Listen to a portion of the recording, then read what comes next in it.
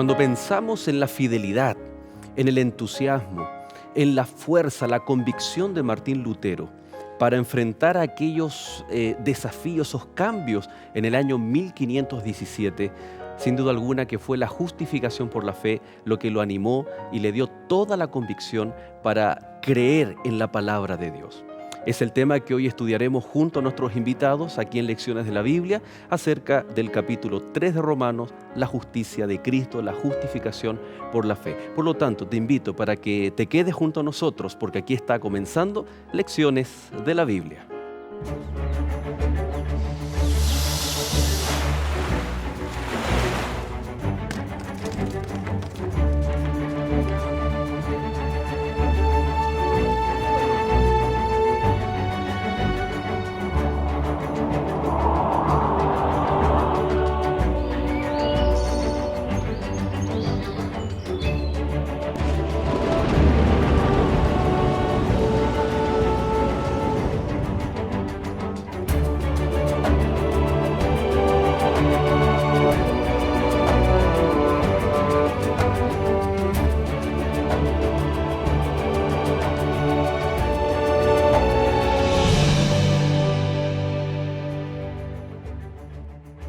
Concluimos, pues, que el hombre es justificado por fe sin las obras de la ley.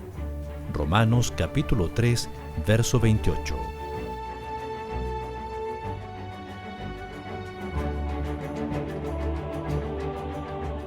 Gracias por estar en compañía de Nuevo Tiempo, Canal de Esperanza, y aquí en Lecciones de la Biblia que semana tras semana estamos disfrutando de la carta de Pablo a los Romanos. Digo disfrutando, pero también es un desafío. Tenemos a nuestros invitados para poder comentar, explicar e interpretar de acuerdo a la misma Biblia lo que el Señor, lo que Dios quiere enseñarnos para cada uno de nosotros. Está con nosotros Pastor Andrés Dinamarca.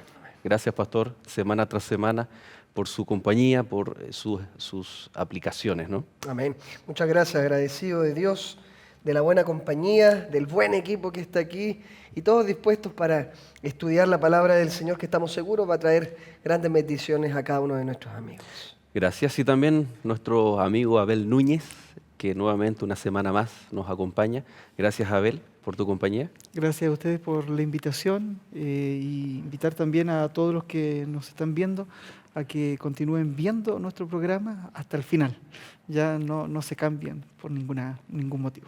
Así es, porque la temática de hoy es la base. Se va a repetir tal vez en otras, el mismo lenguaje y todo, pero es el centro, o al menos es lo que Pablo declara, ¿no? La justificación por la fe, la justicia de Cristo, y después va con analogías, con comparaciones, con metáforas incluso. Pero aquí lo presenta de forma directa, y es lo que vamos a entrar directamente a Romanos capítulo 3, pero como vamos a abrir la palabra de Dios y queremos que este programa sea de bendición también para nuestros amigos, vamos a pedir a Abel que pueda orar por el estudio de esta jornada, pero también por cada uno de nuestros amigos. Muy bien. Vamos a orar, vamos a inclinar el rostro, cerrar nuestros ojos para orar. Querido Dios y Padre Celestial, muchas gracias por esta nueva oportunidad de poder estudiar directamente de tu palabra. Tu palabra ha sido revelada hacia cada uno de nosotros, sin ninguna distinción, es para todos. Y al estar aquí, Padre Celestial, dispuestos a poder encontrar en tu palabra lo que necesita nuestra vida, el camino por el cual debemos andar, suplicamos, Señor, tu bendición. Tu bendición también por todas las personas que nos están viendo, las situaciones de vida, Señor, que están pasando. Por favor, bendícenos, te lo rogamos en el nombre de Jesús. Amén, Padre. Amén. En el capítulo anterior estuvimos viendo esta argumentación de Pablo, si ustedes se acuerdan, ¿no? Todos somos pecadores, tanto el gentil como el judío. Y quedaba ahí establecida la necesidad entonces de salvación, de justicia, pero una justicia real que pudiese satisfacer los requerimientos de la salvación. Hoy vamos a comenzar también con algo bien especial, ¿no? Antes de hablar de la justicia, el capítulo 3, verso 19 dice: pero sabemos que todo lo que la ley dice, lo dice a los que están bajo la ley, para que toda boca se cierre y todo el mundo quede bajo el juicio de Dios. porque por las obras de la ley ningún ser humano será justificado delante de él, ya que por medio de la ley es el conocimiento del pecado. La última parte, y lo vamos a comentar, ¿no? Hay una función de la ley. Pero da la impresión, no sé si ustedes así vamos a ponernos en un lugar, en un caso hipotético, pero da la impresión de que Pablo está diciendo que la ley no es tan trascendental como creemos que es o como el judío piensa que es. Porque está diciendo aquí, pero sabemos que todo lo que la ley dice, lo dice, pero solo para los que están bajo la ley. Es decir, el gentil no estaba obligado a guardar la ley. ¿Será que está diciendo esto Pablo? Ese concepto que acabas de mencionar en cuanto a que pareciera que le está quitando importancia a la ley, yo creo que vitalmente lo que está haciendo es poniéndola en el lugar en la cual siempre tuvo que estar la ley, ¿verdad? Una ley que lo vamos a ver más adelante, él la cataloga como buena, como justa, como santa. Una ley que de una u otra forma no es el problema. El problema es cómo el pueblo judío, en este caso, y la iglesia, estaba absorbiendo el concepto de ley. Y al interpretarla equívocamente, resulta que la ley se colocó en un sitial en el cual nunca debió haber estado, que era el sitial de alguien, de un elemento que no solamente permitía conocer condición, sino que permitía, bajo el pensamiento humano, a través del cumplimiento de determinadas obras y leyes y rutinas, la solución al problema que ella misma reflejaba. Ahora, ¿qué es lo que va a hacer Pablo y qué es lo que vamos a descubrir hoy? Y en realidad lo hemos estudiado en las primeras lecciones de este trimestre. Es decirnos de una u otra forma y demostrarnos teológicamente, la ley, por más que te muestre algo, no va a alcanzar. Por más que te muestre la culpabilidad del pecado, no te va a ofrecer una solución a esa culpabilidad. Y eso yo creo que es trascendental en todo el escrito paulino en específico, en el libro de Romanos, y también si lo incorporamos con Gálatas, también vamos a ver una unión en ese sentido. Una coherencia. Sí, sí. Muy bien. Dice que la ley también, que por medio de la ley es el conocimiento del pecado, Abel. Así es. ¿Cómo la ley me da ese conocimiento? Me muestra tangiblemente en qué me estoy equivocando. Para la mayoría del cristianismo, a lo mejor la ley está dejada, ¿no es cierto? Está pasada de moda, ya no es aplicable, etcétera, etcétera. Sin embargo, la ley tiene una función. Y sin la ley no tendríamos conocimiento de nuestros propios pecados. Y si no tenemos conocimiento de nuestros propios pecados, la pregunta es, ¿cómo nos vamos a acercar a Jesús? ¿Cómo nos vamos a acercar a la fuente de la salvación? Es imposible. Entonces, la ley tiene su función y no podemos sacarla, ¿ya? No podemos decir, ya no sirve, ocupando algunos versículos por ahí y por allá, ¿no es cierto?, que al final se malinterpretan, leyéndolos superficialmente. No. La ley tiene su función y no podemos sacarla de la Escritura, porque Dios mismo, ¿no es cierto?, la escribió en 2 tablas además de piedra para que permaneciese. Hoy día me pasó algo bien especial. Justo cuando iba a venir aquí al canal, se agotó la batería de mi vehículo. Entonces llamé a un colega que me ayudara y efectivamente me ayudó y pude llegar. El tema es que la batería se echó a perder o se agotó por una negligencia mía, por un mal uso mío, ¿no? Y efectivamente dejé el contacto abierto y bueno. Entonces muchas veces podemos decir, esta batería es mala, no me sirve para nada, incluso la voy a desechar porque se agotó. Y no, la verdad es que la batería se vuelve a cargar, ¿no?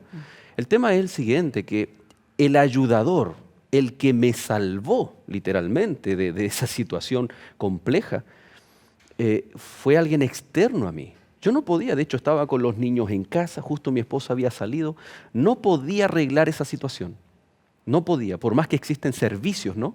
Servicios de llamar por teléfono y que te traen una batería a tu domicilio, pero tenía que cumplir un horario y llegar acá. ¿Saben lo que pasa? Que muchas veces nosotros podemos echarle la culpa a la ley, cuando la negligencia fue mía.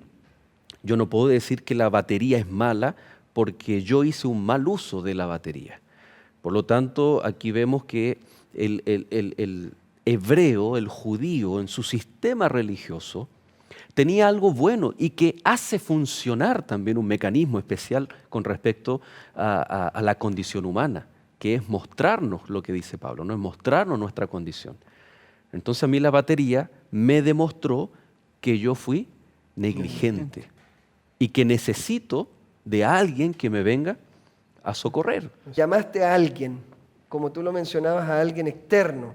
Cuando yo reconozco mi incapacidad y mi inutilidad para solventar, entonces, ¿qué es lo que hace la ley? Si es que es bien llevada y bien definida, entonces me hace agarrar el teléfono en este caso, porque también me llamó a mí para que yo fuera a buscarlo, pero vivimos a una distancia más extensa aquí en Santiago de Chile, y este alguien con amor, con cariño, viene a mi auxilio, no por méritos, Sí. sino porque me ama, porque me quiere, en este caso un compañero de trabajo. Si entre seres humanos nosotros somos capaces de auxiliarnos, ¿cuánto más es capaz de hacerlo Dios por nosotros cuando reconocemos nuestra condición pecaminosa? Pero cuesta reconocer nuestra condición. Dicho de Cuesta paso, un montón. el vehículo es automático, tiene transmisión automática. peor todavía. Porque Sí. si fuera mecánico, Aunque sí. empujara 10 veces. Si fuera automático uno puede empujar y salir de paso. Pero por eso era el ejemplo, Sí. ante la imposibilidad, ¿no es cierto? Y bueno, el judío entonces hizo mal uso de la ley y la ley no funcionaba de acuerdo a lo que él quería, para lo que él quería que funcionara. Entonces está diseñada por Dios, es el reflejo de Dios para que cumpla un propósito, así como la batería cumple un propósito con el alternador y con el motor. Pero si yo le hago un mal uso a la batería, entonces no funciona el motor, no funciona el alternador, no funciona ningún elemento electrónico del vehículo. Por lo tanto, interesante la religión de los judíos, cómo estaba siendo hasta ese momento, ¿no? O mejor dicho, de la mayoría de los judíos, porque hubieron algunos que reconocieron a Cristo Jesús. Sí. Entonces, de la gran mayoría, es tomar algo y darle mal uso y va a estropear todo el sistema. Todo el sistema. Por eso Pablo dice a los que están bajo la ley, bajo el mal uso de la ley. Exacto. No está en ningún momento hablando tal vez de la vigencia, ¿no?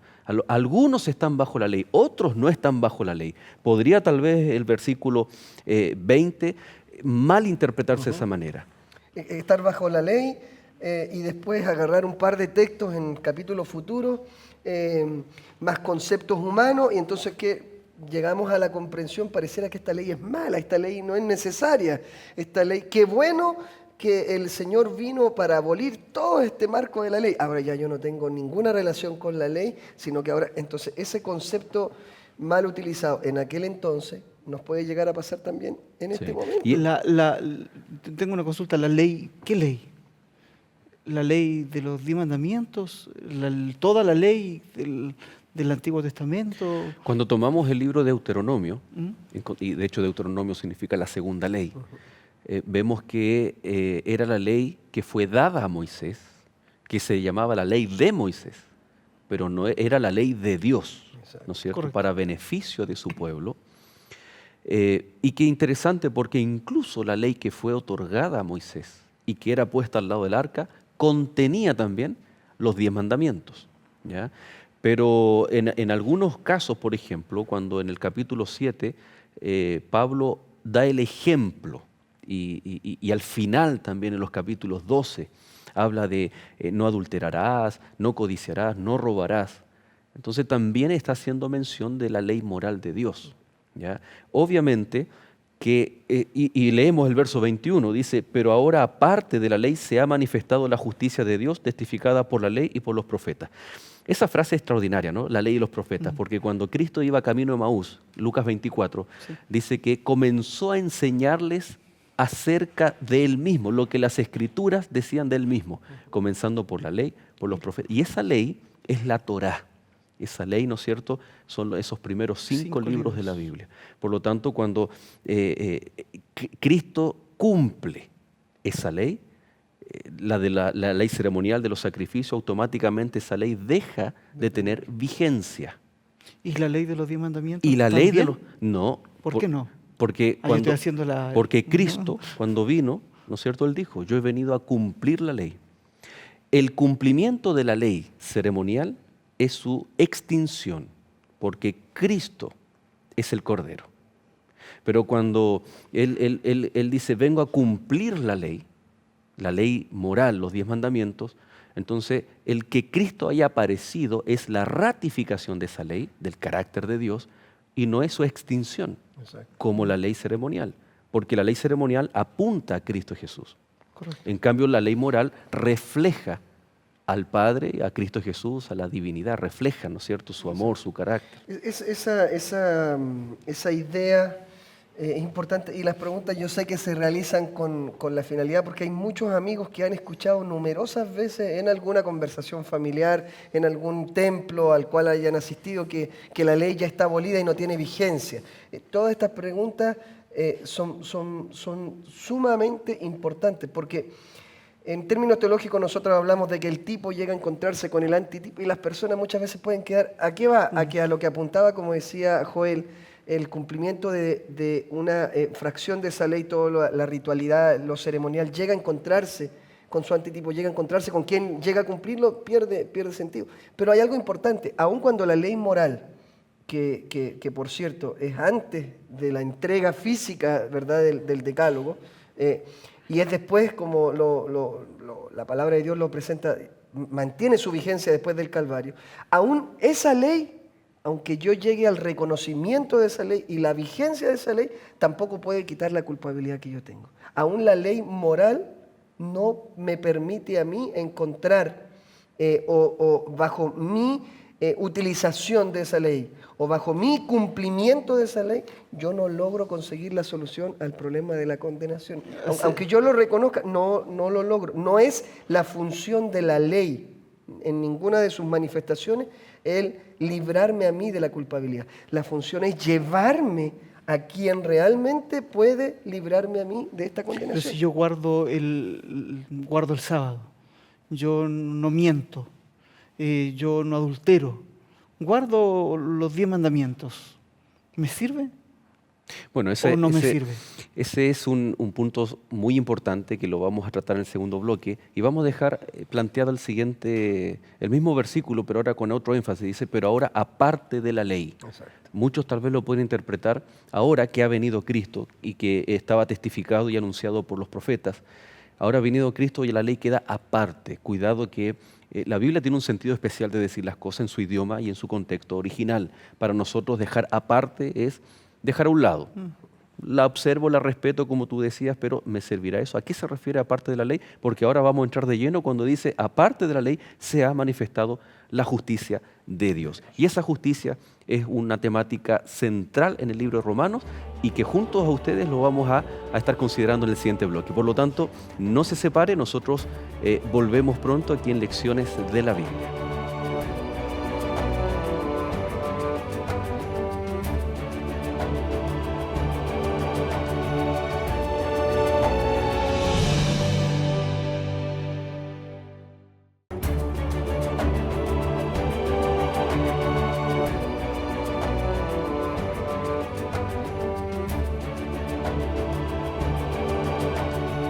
Y ya estamos de vuelta, queridos amigos de Nuevo Tiempo, con esta temática muy especial de Romanos acerca de la justificación por medio de la fe. Quedamos con la temática, el rol que juega entonces la ley. Ahora vamos a hablar de la justicia, de la salvación gratuita, pero quedaba esa palabra, ¿no?, que Pablo ocupa, aparte de la ley. Ahora ha venido Cristo, la justicia, la salvación. Entonces, ¿qué rol juega la ley? Bueno, la ley juega un rol importante, súper importante. Si la dejamos de lado, no nos vamos a dar cuenta jamás que somos pecadores. Jamás. Mire, lo vamos a ejemplificar de la siguiente manera. La cámara amiga, ¿dónde está? Por ahí. Ahí está la cámara amiga. Aquí yo tengo un chocolate. Generalmente el pecado es rico, Sí. como el chocolate. ¿Sí? Nos tienta. y podemos, ¿no es cierto?, comerlo, podemos, ¿no es cierto?, vivir con él. Entonces el pecado, ¿qué hace con nosotros? Muchas veces, ¿no es cierto?, y disculpando a los maquilladores, ¿no? ¿Sí? Muchas veces, Mancha. no sé, ¿me mancha? No sé. Yo no te voy a decir, él tampoco. ¿Será que...? Bien, aquí tengo un espejo y la ley cumple esa función, la del espejo. ¿Por qué? Porque yo no tengo la menor idea, no me he visto todavía, no tengo la menor idea si estoy manchado, si estoy sucio. Entonces, ¿qué hace la ley? La ley me muestra que estoy manchado. Sí, justo ahí, tengo una mancha. Entonces, ¿qué hago? Voy y con el espejo me refriego. ¿Ah? ¿Qué pasa si con el espejo me refriego? El espejo se mancha. Nos sirve el espejo. La ley no nos sirve para poder limpiar nuestros pecados. ¿Ok? Lo que nos sirve es otra cosa. Y en este caso, ¿no es cierto?, lo vamos a ejemplificar con el agua. ¿Ya? El agua me va a limpiar, ¿ok?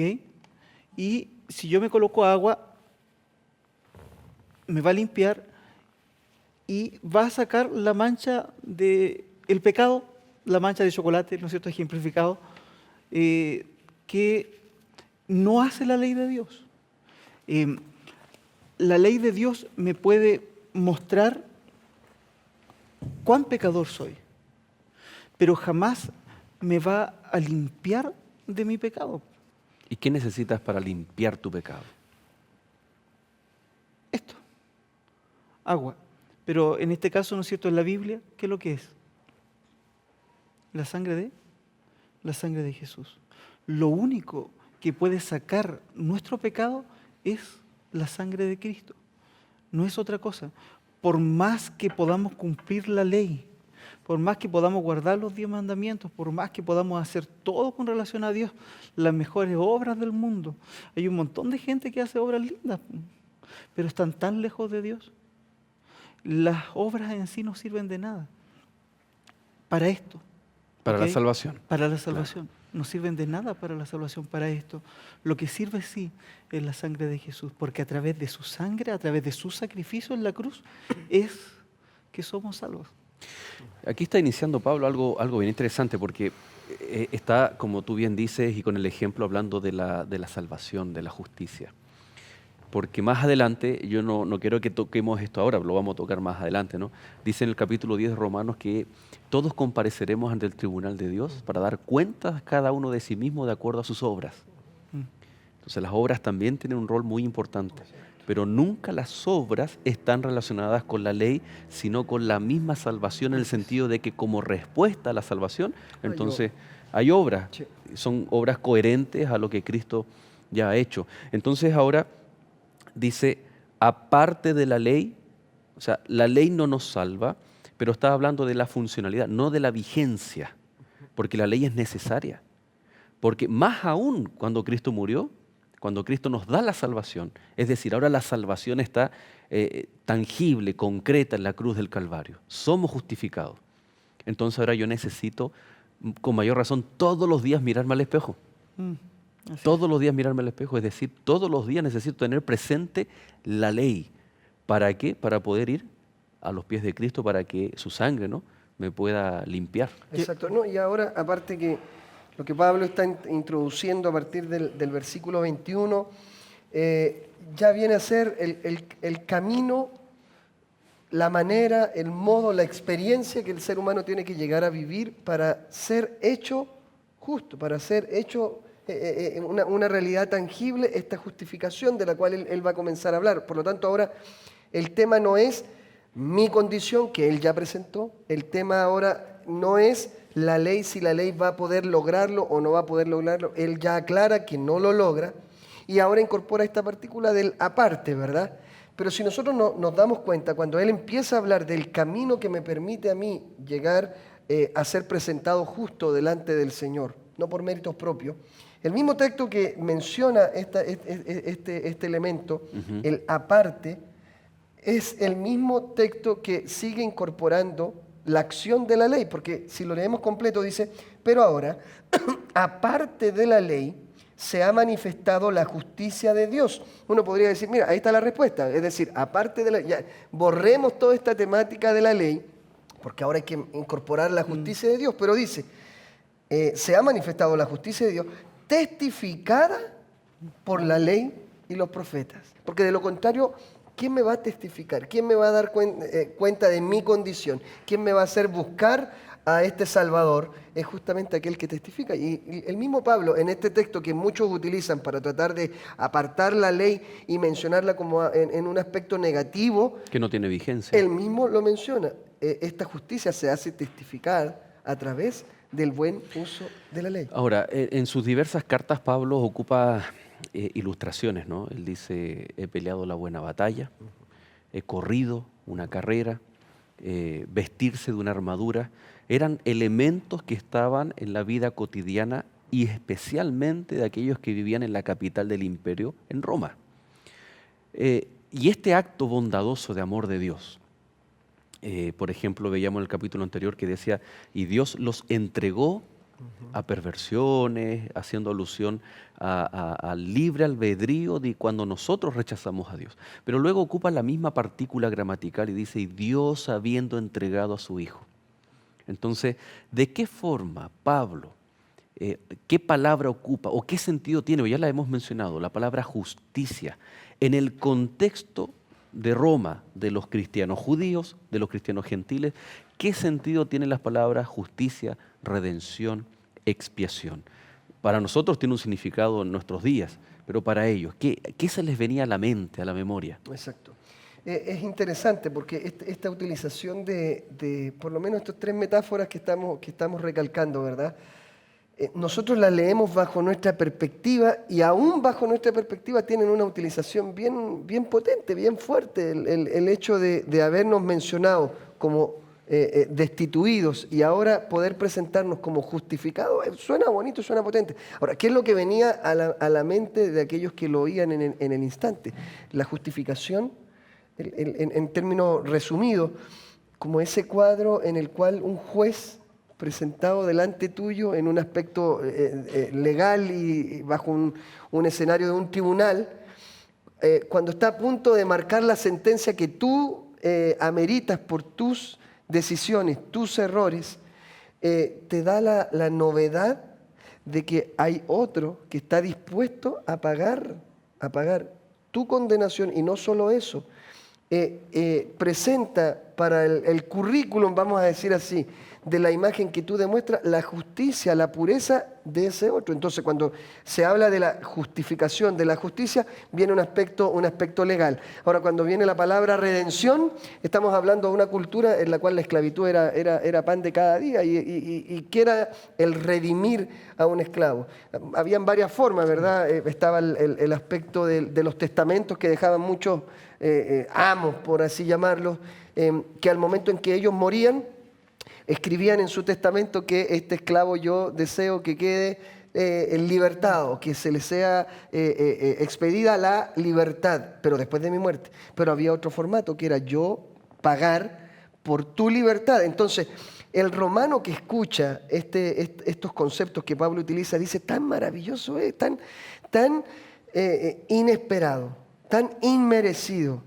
Y tan abarcante es la misericordia de Dios que, número uno, me puede hacer libre ante un tribunal. Número dos, es capaz de comprar mi libertad a un precio que yo estoy imposibilitado de pagar. Y número tres, cuando hablamos del concepto del sacrificio, de expiación, estamos hablando de gente que todavía tiene en la retina el aspecto ritual. Es, al presentar a Cristo como el sacrificio de expiación, lo que estamos diciendo es que me presento ante mi condición errónea con una ofrenda. ¿Y cuál es la ofrenda? ¿Quién llega a expiarme de mis pecados? Es la sangre del Cordero. Entonces, la lectura que ellos hacen es probablemente mucho más potente que la que nosotros podemos hacer hoy, pero tiene el mismo fruto. Y el mismo fruto es Cristo. Esas tres como metáforas suficiente. son transversales, porque Exacto. expiación el judío lo entendía clarito, ¿no? Exacto. Redención de la esclavitud, también el romano o el gentil también lo podía entender. Tres conceptos entonces, ¿no? Justicia, redención y expiación. Interesante cómo Pablo trata de explicar con los elementos cotidianos que ellos tenían allí a mano. Le invito a ir a Mateo. A ver. Mateo capítulo 18. A lo mejor aquí están también estos tres conceptos, de alguna u otra manera. Mateo capítulo 18, digo, versículo 23. Por lo cual el reino de los cielos es semejante a un rey que quiso hacer cuentas con sus siervos. Y comenzando a hacer cuentas, dice el verso 24, le fue presentado uno que le debía ¿cuánto? 10.000 talentos. 10.000 talentos. Y este, como no pudo pagar, ordenó su señor, ¿qué cosa? Venderlo. Venderle. ¿A quién? A él. No solamente a él, Claro. sino que también a su mujer, e hijos. a sus hijos. Y más todavía, a todo lo que tenía. A lo mejor O sea, tenía terrenos, a lo mejor tenía casas, propiedades. Era no una sé. deuda imposible de pagar. Literalmente, literalmente. Entonces, aquel siervo, dice el verso 26, postrado le suplicaba diciendo, Señor, ten paciencia conmigo que yo te lo pagaré todo. Me imagino yo al escuchar los contemporáneos de Jesús que escucharon, se colocaron a reír aquí. 10.000 talentos eran millones y millones de pesos. Toda una vida trabajando, este pobre hombre no alcanzaba para poder pagar esos 10.000 talentos. Pero postrado le suplicaba, Señor, ten paciencia conmigo que yo te lo pagaré todo. Es exactamente lo que hacemos nosotros también hoy en día. Le decimos, Señor, ten paciencia, no, si yo voy a hacer esta buena obra, voy a hacer esta otra cosa, voy a hacer esto otro, y tratamos con Voy a nuestros cambiar. méritos. Voy a cambiar, ahora, a partir de ahora sí que voy a cambiar. Postrado le suplicaba, Señor, ten paciencia conmigo que yo te lo pagaré todo. Versículo 27. Y el Señor de aquel siervo, movido a qué cosa? Misericordia. A misericordia. ¿Qué hizo? Lo soltó. Le soltó y le y perdonó hizo una la cosa que él no podía hacer por sí mismo, pero que hizo su Señor, lo hizo por él. Le perdonó la deuda. ¿Tenía algún mérito? ¿Tenía alguna cosa que ofrecer? ¿Tenía algo lindo para poder darle? No, no. Simplemente el rey se movió a misericordia y le perdonó la deuda. Y eso es lo que hace Dios con nosotros. A pesar de todos los pecados que podemos tener. Y a lo mejor puedo estar hablando aquí a algún televidente o alguien que esté allí en internet que se siente pero muy pecador. Se siente muy alejado de Dios. Como que no hay vuelta. Siente que no hay un sentido más para qué paso más voy a dar. Inclusive a lo mejor puede estar pensando en quitarse la vida. Tanta culpabilidad hay. Si algo nos acompaña toda la vida es la culpa y también la guata, ¿no? ¿Sí? De manzana para los hombres y de pera para las mujeres. Eso nos acompaña toda la vida, ¿sí? Pero la culpa también. Y ahí está esa culpa una y otra vez azotándonos. Pero aquí está en el libro de Romanos mostrado, ¿qué cosa? Que nosotros podemos alcanzar absoluto perdón. ¿De parte de quién? De parte de Dios. No por nuestros méritos, porque debemos 10.000 talentos, una vida, 2 vidas, 150.000 vidas trabajando, no me alcanzan para poder pagar eso. Pero sí, Por misericordia. Jesucristo, a través de su muerte en la cruz, alcanzamos, ¿no es cierto?, misericordia para alcanzar a pagar esa deuda.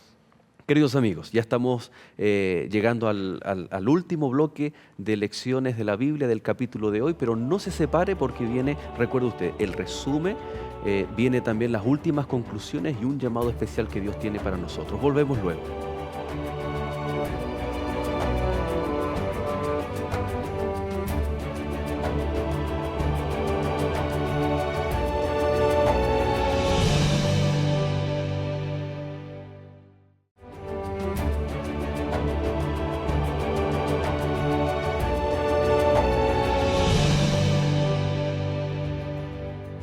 ¿Has escuchado el número 7 en Apocalipsis como las plagas, las trompetas, las iglesias? Bueno, estos y otros temas serán estudiados en esta guía de estudio denominada Apocalipsis, preparada por la Escuela Bíblica de Nuevo Tiempo.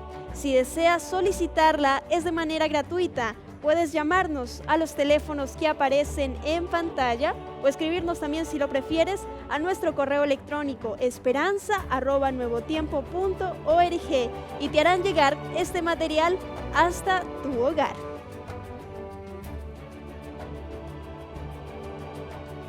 Ya estamos de regreso, recordándoles que puede estar en contacto con nosotros a través de esperanza@nuevotiempo.cl. También con aquellos números que aparecieron de acuerdo al país que usted nos está sintonizando. Y por supuesto, recordar y recalcar en esta linda invitación de los regalos que Escuela Bíblica tiene para cada uno de ustedes. Ahí encontramos materiales lindos, ¿no? Daniel, Apocalipsis, de la familia, cursos bíblicos, ¿no es cierto?, para poder ahondar no solamente en estas temáticas, sino todas las temáticas que la Biblia presenta para nosotros. Así que nuestros amigos puedan ahí pronto sintonizar y llamarnos, ¿no? Llamar después del programa, poder llamar y verse beneficiados de aquello. Hay dos cositas que yo quería mencionar. Bueno, una, agarrándome de lo que mencionaba, saludar, por ejemplo, estoy pensando dentro de mi iglesia, a Sonia. Sonia llegó a través de una llamada a los números que tú estás mencionando. Qué bien. Porque en realidad usted que está presenciando el programa lo está haciendo porque le interesa el estudio de la Biblia. Y la Biblia, como mencionamos, ella misma responde a las interrogantes que tenemos. La respuesta no viene de un corazón humano. Y contarles también a nuestros amigos que estas mismas temáticas usted la puede revisar en toda la sintonía, en los horarios que se transmite a través del canal. Lo puede hacer a través de la plataforma en YouTube, pero también cada sábado, y tú después nos vas a decir la página, ¿no? Pero cada sábado estos mismos temas se repasan en las iglesias adventistas alrededor de todo Sudamérica, donde nuestros amigos nos están mirando. Lo que te iba a mencionar estaba en relación con el versículo 24, porque muchas veces podemos llegar a cometer un error cuando dice, siendo justificados gratuitamente por su gracia mediante la redención que es en Cristo Jesús. Este concepto de gratuito, muchas veces nosotros como seres humanos lo podemos llegar a malinterpretar porque la gente relaciona mucho la gratuidad con algo barato. Y muchas veces algo gratuito puede ser incluso inalcanzable para cualquiera que disfrute aquello que es gratuito. La gracia de Dios, la redención que ofrece, si bien es gratis, de ninguna manera llega a ser barata. Y yo creo que Pablo, a lo largo no solo del libro de Romanos, también en Corintios, él expresa el valor que se tuvo que pagar para que esto sea gratis para ti y para mí. Además de que, aunque eso tuviera un valor, yo no lo podría llegar a pagar. Viene de alguien externo a mí, como lo mencionábamos al principio del programa. Aunque sea gratis, tiene un costo. Tiene un costo, solo que un costo que yo nunca iba a poder pagar y alguien pagó por mí. Hacer esa aclaratoria. Y es lo mismo que aparece en Apocalipsis 3, volviendo a esa analogía que dice, me llama mucho la atención, dice, eres pobre, te aconsejo que de mí compres oro. Claro. Y uno le dice, bueno, Señor, ¿cómo? Si yo soy pobre. Claro. Es que con tus cosas que crees que vales, o sea, con tu justicia, no podemos comprar la salvación. No podemos comprar oro con nuestra justicia. Y es ahí donde, al confiar en el Señor, entonces a través de Él podemos alcanzar. En otras palabras, podemos comprar. Exacto. Pero no con algo que tengamos nosotros. Que tengamos nosotros. Yo les voy a confesar algo que me avergüenza mucho. Y es lo siguiente. ¿Estás seguro? Sí, no estoy seguro, pero ya estás aquí. Pero ya estoy aquí, ya lo dije ya. Fui a dar mi examen de licencia de conducir. Ya. Nunca había tenido un auto, nadie en mi familia ha tenido auto. Primera vez que tuve un auto fui yo. Justo el Nissan Primera que mencionábamos, ¿no es cierto?, el sábado pasado, la vez pasada. Entonces fui al examen práctico para poder dar allí en Talcahuano, y en mi ciudad natal. Y había una señora, estaba haciendo su examen, salió con su auto, y después cuando volvió, el caballero me dijo, ¿le toca a usted? Yo le dije, bien, qué bueno, me toca a mí. ¿Y dónde está el auto? ¿Qué auto? Me dijo, su auto. Me dijo él, me respondió, mi auto, ¿por qué? No, es su auto, el auto del municipio. No, usted tiene que traer su auto para poder hacer el examen práctico. Y yo le dije, no, pero si yo he visto los autos que andan por allí y por allá, son de la municipalidad. No son autos de la municipalidad, son autos que arriendan allí, particulares o de escuela de conductores, pero no son autos de acá de la municipalidad. No tenía la menor idea. Y fui a dar el examen práctico de conducir sin auto. Entonces, bueno, lo siento, va a tener que pedir otra hora. Y yo había pedido bajo notarial prácticamente permiso al trabajo para poder estar ahí en el examen práctico. La cuestión es que el caballero me dijo, mire, si quiere lo espero una vuelta, voy con este otro caballero y después, si usted se consigue un auto. No, si yo me consigo un auto, no se preocupe. No tenía nadie, absolutamente a nadie con un auto, no conocía a nadie con un auto. ¿Y quién te presta el auto también? ¿Quién hace, préstame el auto, por favor? No, cada uno cuida sus cosas, ¿no es cierto? Y es natural. Pegué una llamada, nada. Y el caballero que seguía después, empecé a conversar con él. Y le dije, patuadamente así, ¿podrías prestarme tu auto, por favor? Caballero me quedó mirando con cara rara, compadre, ¿estás loco? ¿Qué te pasa? Y me dijo, no. Si bien tajante, no. Y yo insistí, pero ¿podrías prestarme el auto, por favor? Mira, es que tengo que hacer el examen práctico, pedí permiso en el trabajo, no puedo de otra manera. Y de pronto el hombre me empieza a mirar raro, me empieza a mirar a los ojos, así como te estoy mirando a ti, Andrés. Me empieza a mirar y me dice, tú tienes los mismos ojos de tu mamá.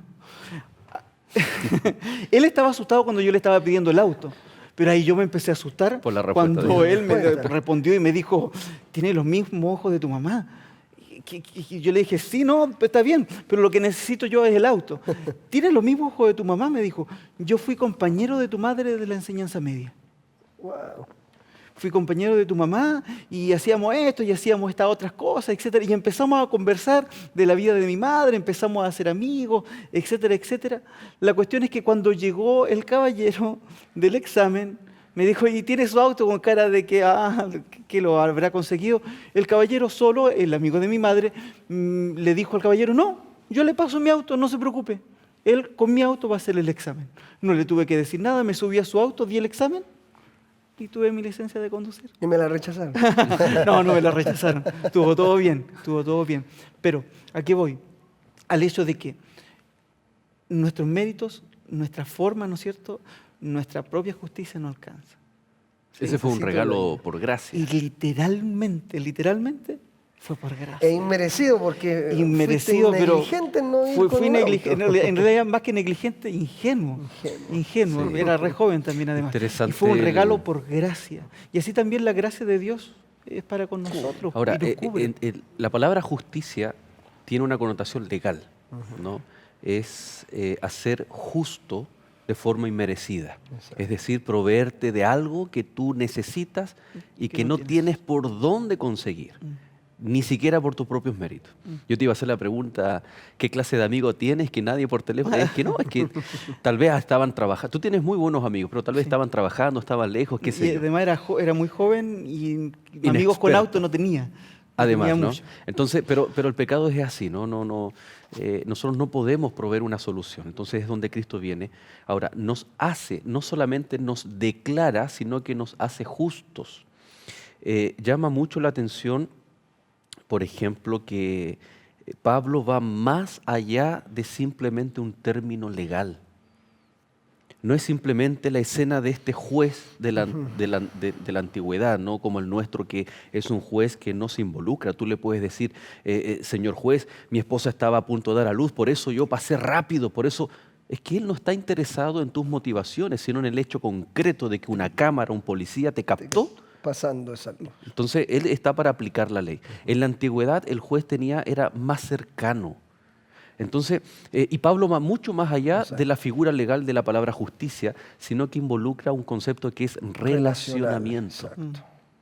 Y ahí es donde entra el pacto y todo, ¿no? Interesante que la justicia de Cristo, nosotros volvemos a tener un relacionamiento con Dios. Exacto. El término justificación a veces, y nos va a pasar a lo largo del trimestre cuando vamos a estar con nuestros invitados dialogando respecto a esto, es un tecnicismo que a veces puede, si no hacemos la correcta lectura, volverse muy automatizado. Vamos a mencionar, Pablo es una temática frecuente, este tema de la justificación.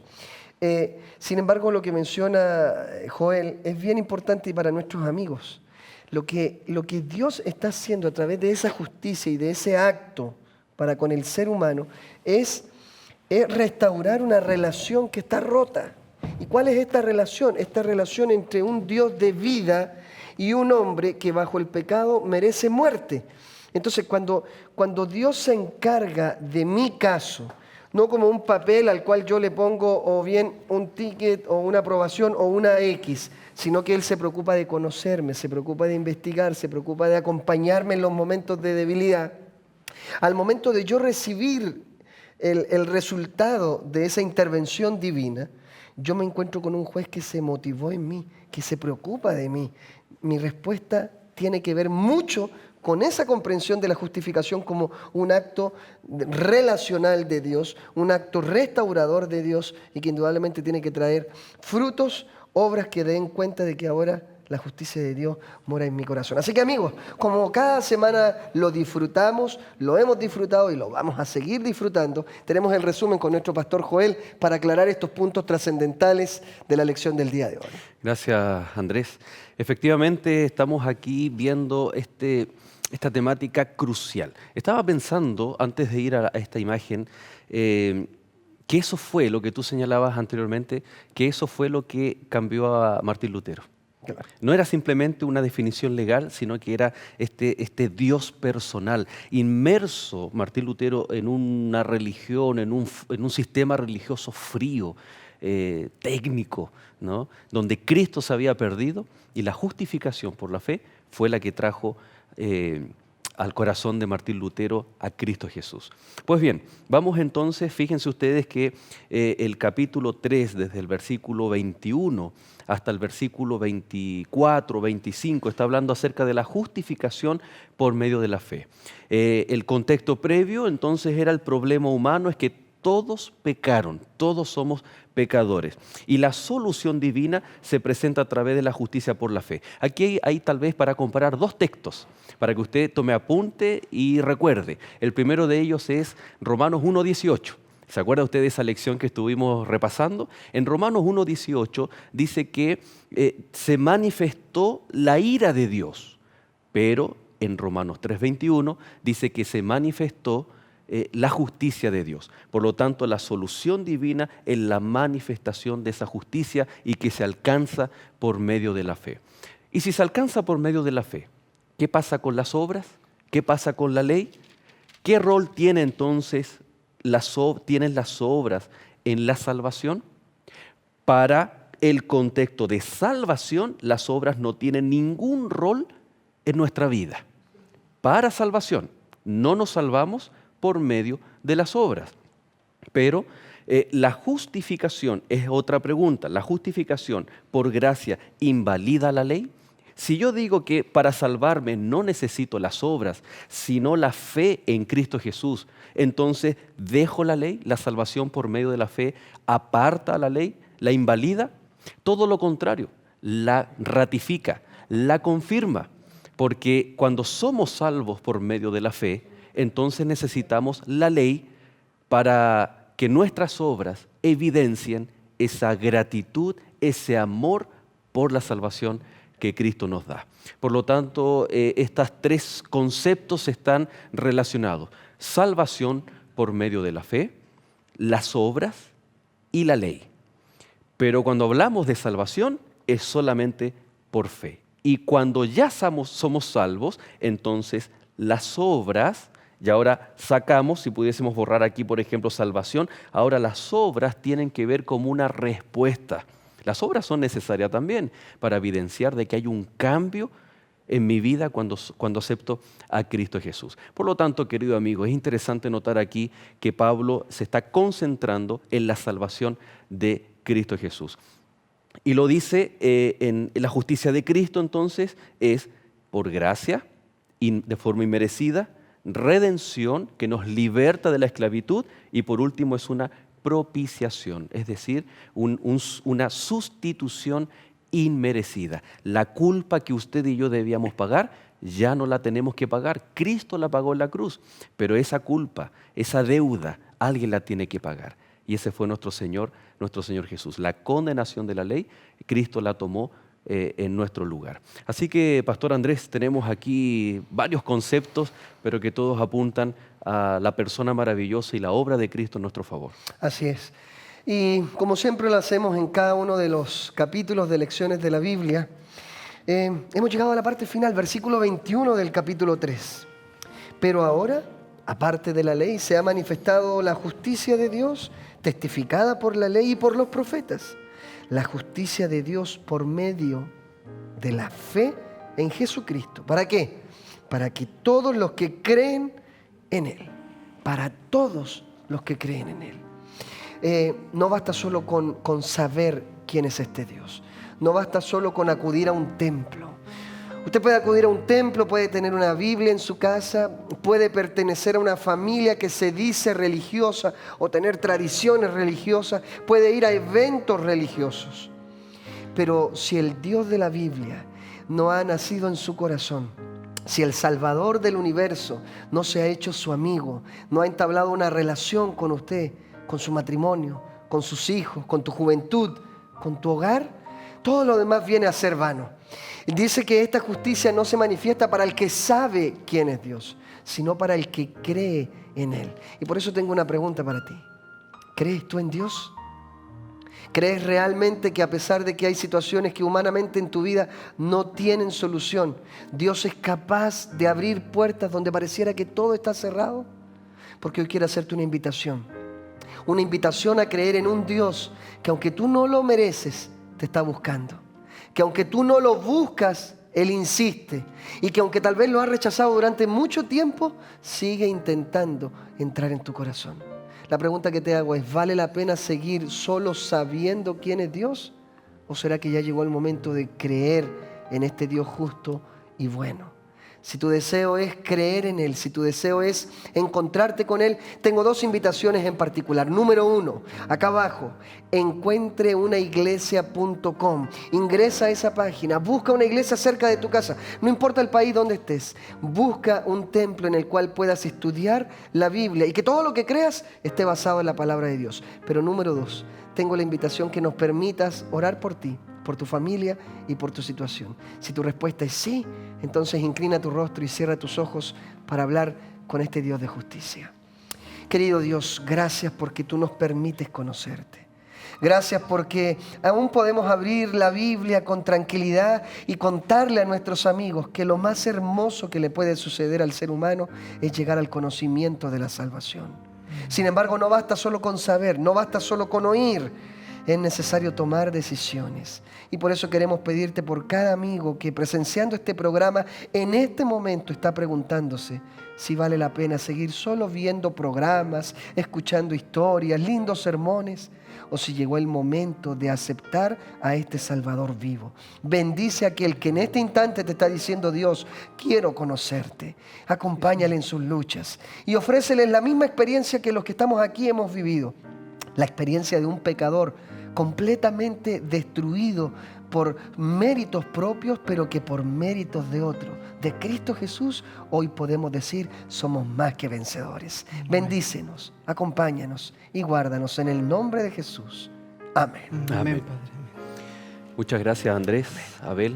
Será hasta un próximo capítulo, ¿no? El próximo capítulo nos volveremos a encontrar. Y de la misma manera, queridos amigos, muchas gracias por permanecer en nuestra compañía aquí en Lecciones de la Biblia. Y le esperamos que nos llame, que se ponga en contacto con nosotros para que así muy pronto nos volveremos a encontrar aquí en Nuevo Tiempo, Canal de Esperanza, en un capítulo más de Lecciones de la Biblia. Que Dios te bendiga.